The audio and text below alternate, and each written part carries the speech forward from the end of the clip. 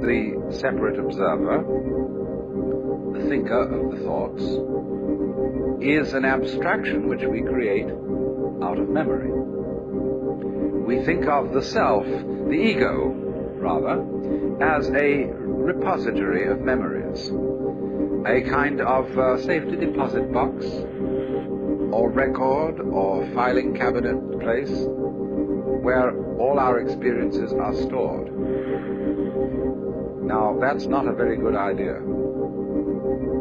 It's more that memory is a dynamic system, not a storage system. It's a repetition of rhythms.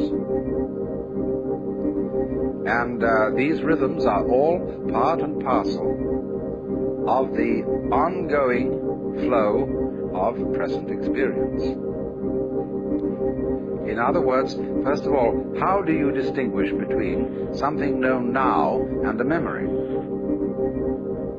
Actually, you don't know anything at all until you remember it.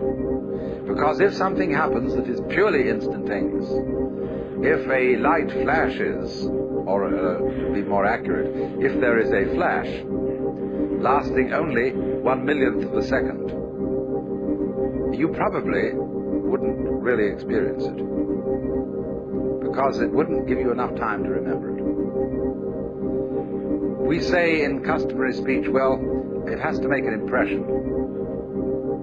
So in a way, all present knowledge is memory, because you look at something, and for a while the rods and cones in your retina respond to that, and they do their stuff, jiggle, jiggle, jiggle. It's all vibration. And so as you look at things, they set up a series of echoes in your brain. And these echoes keep reverberating, because the brain is very complicated. First of all, everything you know is remembered. But there is a way in which we distinguish between seeing somebody here now and the memory of having seen somebody else who is not here now, but whom you did see in the past, and you know perfectly well when you remember that other person's face, it's not an experience of the person being here. How is this? Because memory signals have a different cue attached to them than present time signals. They come on a different kind of vibration. Sometimes, however, the wiring gets mixed up, and present experiences come to us with a memory cue attached to them. And then we have what is called a déjà vu experience. We're quite sure we've experienced this thing before. But the problem is that we don't see, don't ordinarily recognize, is that although memory is a series of signals with a special kind of cue attached to them, so that we don't confuse them with present experience, they are actually all part of the same thing as present experience. They are all part of this constantly flowing life process, and there is no separate witness standing aside from the process, watching it go by. You're all involved in it. Now, accepting that, you see, going with that, although at first it sounds like the knell of doom, is if you don't clutch it anymore. Splendid. That's why I said that death should be an occasion for a great celebration. That people should say, happy death to you.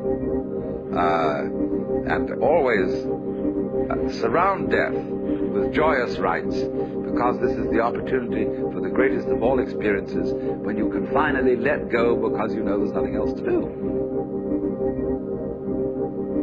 There was a kamikaze pilot who escaped because his plane that he was flying at an American aircraft carrier went wrong, and he landed in the water instead of hitting the plane, so he survived. But he said afterwards that he had the most extraordinary state of exaltation. It wasn't a kind of patriotic ecstasy, but the very thought that in a moment, he would cease to exist. He would just be gone. For some mysterious reason that he couldn't understand, made him feel absolutely like a god.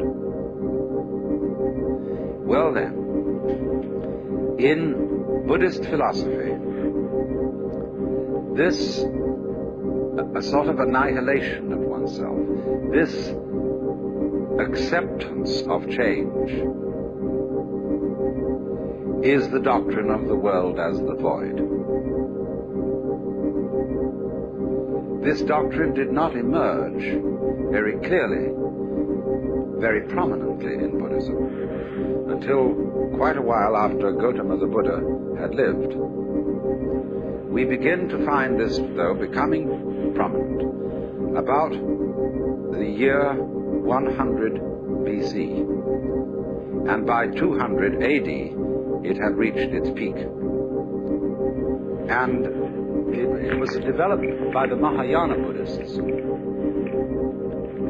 And it is the doctrine of a whole class of literature which goes by this complex name, Prajna Paramita.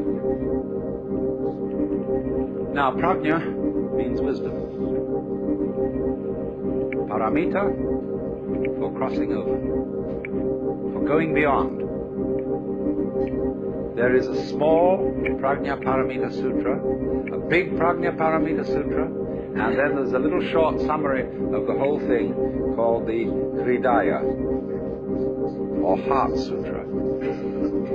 And that is recited by Buddhists all over Northern Asia, Tibet, China, and Japan.